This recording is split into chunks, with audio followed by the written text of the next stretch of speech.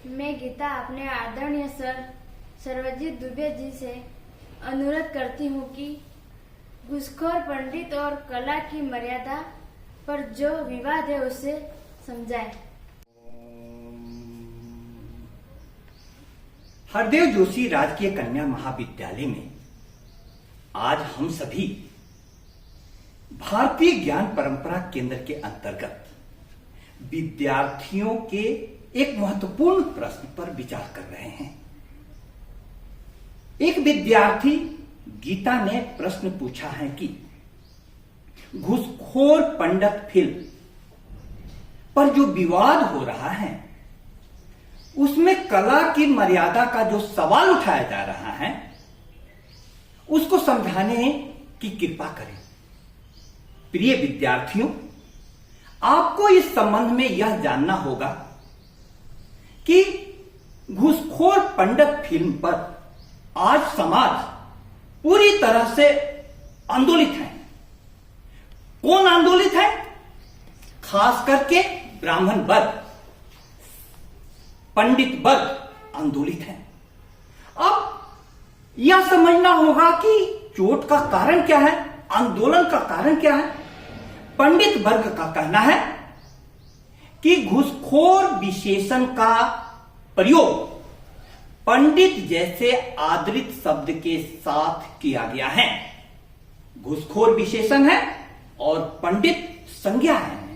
यह अपमानजनक विशेषण एक आदरित शब्द के साथ किया जाना पूरे समाज का अपमान है। अब हमें यह देखना होगा कि कलाकारों का क्या रिस्पॉन्स है, कला प्रेमी क्या कह रहे हैं।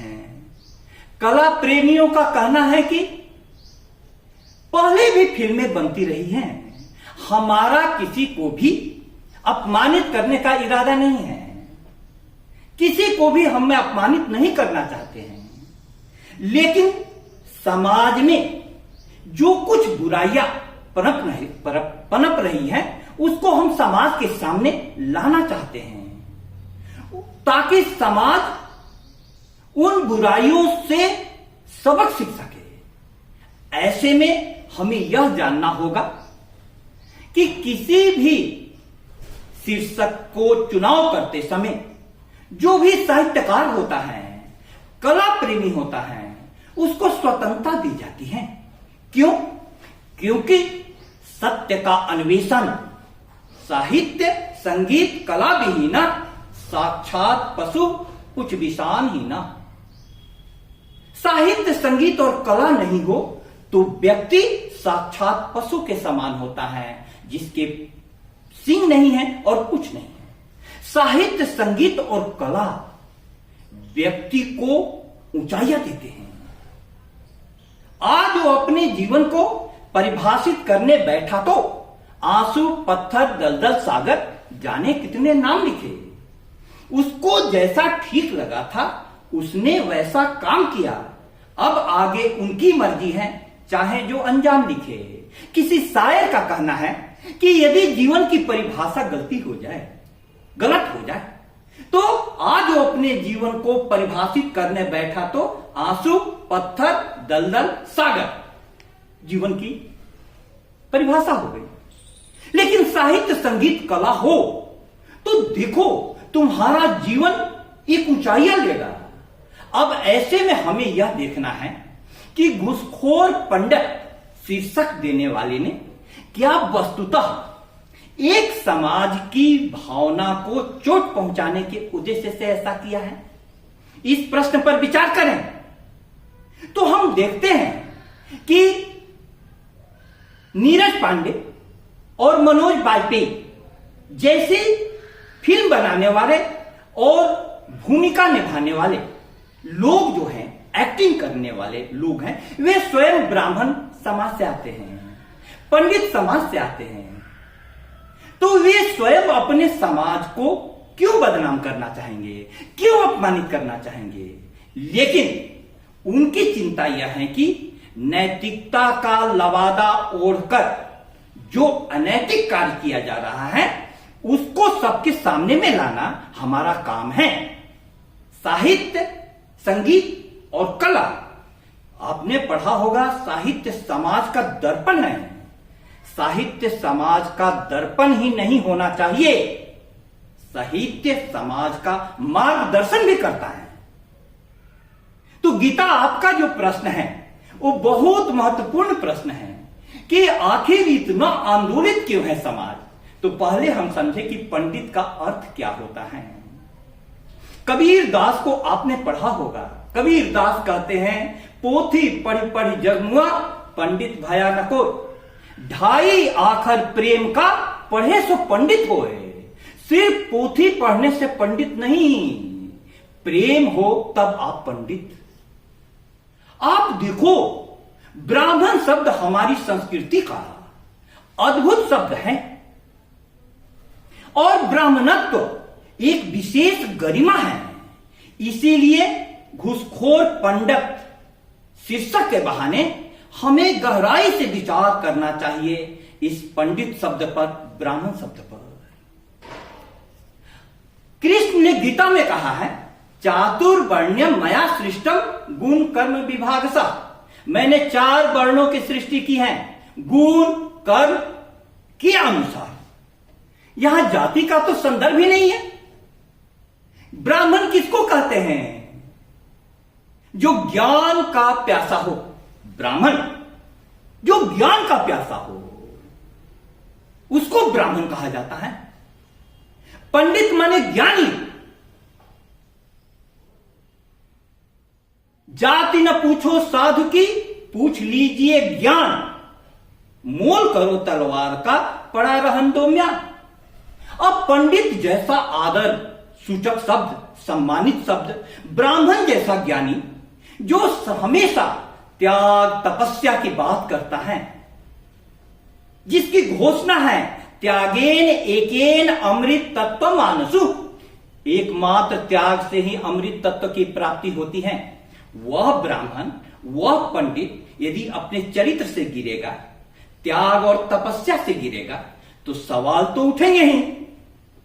इसलिए इस मामले में जब विवाद बढ़ा तो कलाकारों ने आकर के कहा कि समाज के आंदोलन को देखते हुए, बढ़ते हुए विवाद को देखते हुए, जो भी विवादित अंश हैं हम उसको हटा देंगे। लेकिन हमें इसके साथ यह भी विचार करना होगा कि कला को यदि स्वतंत्रता नहीं दी जाएगी, कला यदि सत्य को समाज के सामने में नहीं लाएगी, तो समाज को आईना दिखाने का काम कौन करेगा?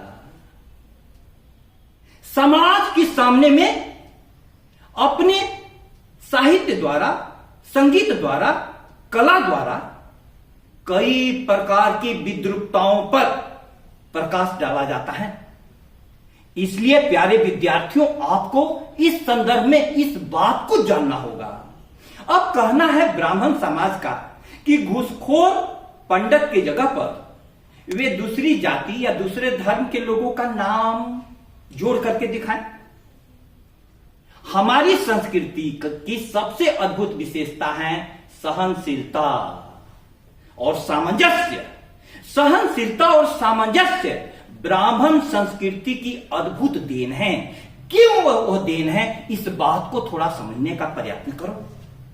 हमारा शरीर मां बाप के मिलन से पैदा होता है, लेकिन इस शरीर में जो चेतना आती है वह चेतना परमात्मा के पास से आती है, जिसको हम आत्मा भी कहते हैं। अब यह आत्मा सब में है, लड़की में भी, लड़का में भी। किसी भी धर्म का व्यक्ति हो, किसी भी जाति का व्यक्ति हो, सब जगह वही आत्मा है। अब सभी जगह वही आत्मा है, सिर्फ मनुष्यों में ही नहीं। हमारे ऋषि कहते हैं आत्मवत सर्वभूतेषु यह पश्यति सब पंडिता। अपनी आत्मा के समान ही सभी प्राणियों में अपने आप को देखना, जो देखता है वही पंडित है। ऐसी पंडित की परिभाषा। तो जो पंडित इतना ऊंचाइयों पर पहुंचा हुआ था, जो पंडित त्याग और तपस्या के मिसाल थे, उस पंडित के समाज में जब किसी वर्ग विशेष को शिक्षा से रोका जाएगा, भेदभाव किया जाएगा, मंदिर में प्रवेश नहीं करने दिया जाएगा, छुआछूत पनपेगा, तब तो सवाल उठेंगे ही सवाल उठेंगे ही। यह सवाल वाजिब है। इसके पहले भी पोंगा पंडित जैसी फिल्म बनी और समाज ने उसको देखा। ब्राह्मण असल में उसको कहते हैं, ब्राह्मण ज्ञान का प्रकाश फैलाने का नाम है। ब्राह्मण विद्या की ज्योति जलाने का काम है। जो भी ज्ञान का प्रकाश फैलाए उसको ब्राह्मण कहते हैं। लेकिन उसी समाज में जब कुछ लोगों ने ब्राह्मणत्व के नाम पर ब्राह्मण जाति में जन्म लेकर ही अपने आप को ब्राह्मण समझ लिया और कई प्रकार के विशेषाधिकारों का दावा करने लगे, तब यह सवाल उठने लगे। इस पर भी बहुत खुले मन से विचार होना चाहिए। खुले हमारी संस्कृति की एक छोटी कहानी है, गीता, उसको ध्यान से सुनना। कि एक ब्राह्मण गुरु के पास एक विद्यार्थी पढ़ने के लिए जाता है। गुरु ने पूछा कि विद्यार्थी, तुम्हारे पिता का नाम क्या है? विद्यार्थी ने कहा कि गुरुदेव, मैं अपनी माता से कल पूछ करके आकर के बताऊंगा। वह शिष्य जब माता से पूछा तो माता ने कहा कि वत्स, मैं अनेक घरों में काम करती थी और अनेक पुरुषों के साथ मेरे संबंध थे।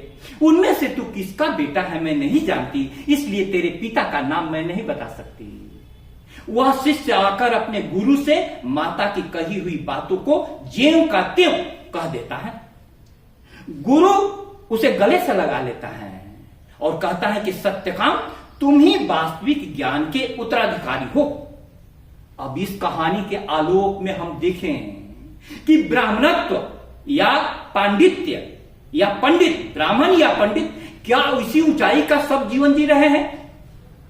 यदि वे अपने जीवन मूल्यों से भटके हैं, यदि वे अपने त्याग और तपस्या और पवित्रता के जीवन को छोड़ दिए हैं, तो सवाल उठेंगे, क्योंकि नकली सिक्के असली सिक्के को चलन से बाहर कर देते हैं।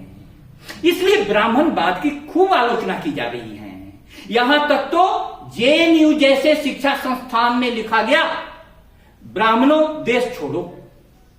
लेकिन मैं कहना चाहता हूं कि ब्राह्मणवाद की कितनी भी आलोचना की जाए, ब्राह्मणत्व हमारी संस्कृति का प्राण है। हमारी संस्कृति का ब्राह्मणत्व प्राण है।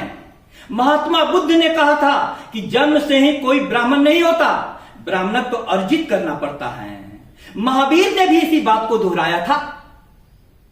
स्वामी विवेकानंद ब्राह्मणवाद की खुल करके आलोचना करते थे, लेकिन उन्होंने एक जगह कहा कि ब्राह्मणत्व इस संस्कृति का प्राण है और हम सभी को ब्राह्मण बनना पड़ेगा। ज्ञान के कारण भारत विश्व गुरु बना था और उस ज्ञान की खोज में अधिकतर लोग लगे, यही ब्राह्मणों का काम था। तो ज्ञान को छोड़कर, ब्राह्मणत्व को छोड़कर हम यदि कोई दूसरा रास्ता चुनना चाह रहे हैं तो वह हमारी परंपरा के अनुकूल नहीं पड़ेगा। महर्षि वाल्मीकि जिन्होंने रामायण लिखी और महर्षि वेदव्यास जिन्होंने महाभारत लिखी, ब्राह्मण जाति में जन्म नहीं लिए थे, लेकिन वे ब्राह्मण थे। संस्कृत का एक श्लोक है, सम्मानाद ब्राह्मणो नित्यम उद्विजेद विषादिव। सम्मान से ब्राह्मण को हमेशा दूर रहना चाहिए, जैसे जहर से। अमृतस्य चैवाकांक्षेत अवमानस्य सर्वदा। और सत्य के लिए अवमानना, अपमान भी सहना हो तो अमृत के समान उसको ग्रहण कर लो। यह है ब्राह्मणत्व। हमको अपनी कसौटी पर खरा उतरना होगा। ब्राह्मण की परिभाषा बदलनी होगी। जब डॉक्टर अब्दुल कलाम राष्ट्रपति भवन को शिक्षालय में तब्दील कर देते हैं तो वे ब्राह्मण हैं। जब बाबा साहब अंबेडकर संविधान इतने विविधतापूर्ण भारत के लिए लिखने में अपनी महत्वपूर्ण योगदान देते हैं, वे ब्राह्मण हैं। जब कबीर सत्य को बोलने का साहस कहते हैं तो वे ब्राह्मण हैं, जबकि वे कपड़ा बुनते थे, जुलाहा। जब रैदास जूते सिलने वाले सत्य का उद्घोष करते हैं तो वे ब्राह्मण हैं। ब्राह्मणत्व को समझना होगा आज देश को। अब कला की मर्यादा को भी हम समझें। क्या कला के नाम पर हम कुछ भी दिखा सकते हैं? नहीं। हमारी संस्कृति ने, ब्राह्मण संस्कृति ने एक मानक स्थापित किया है, सत्यम शिवम सुंदरम। उस बात को समझो। सत्य बोला जाना चाहिए, लेकिन पूरा सत्य जो कहा जाता है वो सबको नहीं पढ़ सकता है। तो उसमें से ऐसे सत्य को बोलो जो शिव हो, जिससे सबका कल्याण हो। लेकिन कल्याणकारी चरम सत्य भी सबके लिए सुपाच्य नहीं होता है, इसीलिए उसमें जुड़ा सुंदरम। सुंदरम यानी प्रिय ढंग से सत्य बोलो। सत्यम बुरियात, प्रियम बुरियात, न बुरियात, सत्यम अप्रियम, प्रियम च नान्यतम बुरियात, ऐसा धर्म सनातना। यह सनातन धर्म है। इस श्लोक में क्या कहा गया? बात कहनी हो अगर, सख्त भी नरमी से कहो। लफ्ज कांटों की तरह दिल में खटक सकते हैं। जगमगाने पर न इतराए, सितारों से कह दो, रोशनी पाए तो जर्रे भी चमक सकते हैं। हमें कहना यह है कि सत्य कहना चाहिए, कलाकार को कहना चाहिए। और कलाकार व्यंजना में कहता है, वह किसी समाज, किसी व्यक्ति विशेष को निशाना नहीं बनाता है, लेकिन उसके कहने के लिए कुछ शब्दों का चुनाव होगा। वे शब्द किसी जाति, किसी व्यक्ति से जुड़े हो सकते हैं, लेकिन उसके द्वारा कला प्रेमी सत्यम शिवम सुंदरम की उद्घोषणा कर रहा है। इसीलिए घूसखोर पंडित जैसे फिल्म पर जो विवाद हो रहा है, उसमें हमें यह गहराई से विचार करना चाहिए कि पंडित होने की कसौटी क्या है, ब्राह्मण होने की कसौटी क्या है। दिया अस्थि देकर दधीची ने, सीबी ने अंग कतर कर, हरिश्चंद्र ने कफन मांगते हुए सत्य पर अड़कर, ईसा ने संसार हेतु सूली पर प्राण गंवाकर, अंतिम मूल्य दिया गांधी ने 3 गोलियां खाकर। ये है ब्राह्मणत्व। अपनी हड्डी देने वाले दधीची ब्राह्मण हैं, अपना अंग कतरने वाले सीबी ब्राह्मण हैं, सूली पर सत्य के लिए चढ़ने वाले ईसा ब्राह्मण हैं, हरिश्चंद्र जब कफन मांगते हैं सत्य के लिए तो ब्राह्मण हैं, गोली जब गांधी खाते हैं सत्य प्रेम अहिंसा के लिए तो ब्राह्मण हैं। अब कलाकारों का काम जगाना है, उन्हें जगाते रहना चाहिए। यदि समाज सो जाएगा तो समाज में कई प्रकार की विद्रुपताएं आ जाएगी। तो ऐसे में कलाकारों की भूमिका, साहित्यकारों की भूमिका बहुत ही महत्वपूर्ण हो जाती है, क्योंकि उनके आईने के आलोक में हम अपना असली चेहरा देख पाते हैं। आज भारत एक बहुत ही विकट परिस्थिति से गुजर रहा है, जहां पर छोटी छोटी बातों में बहुत बड़े विवाद खड़े किए जाते हैं। लेकिन ब्राह्मणत्व की संस्कृति कहती है कि हमें सत्य का सामना करना ही होगा। गीता, मुझको लगता है कि मैंने आपके प्रश्न का सही जवाब दे दिया। आपके प्रश्न के लिए धन्यवाद।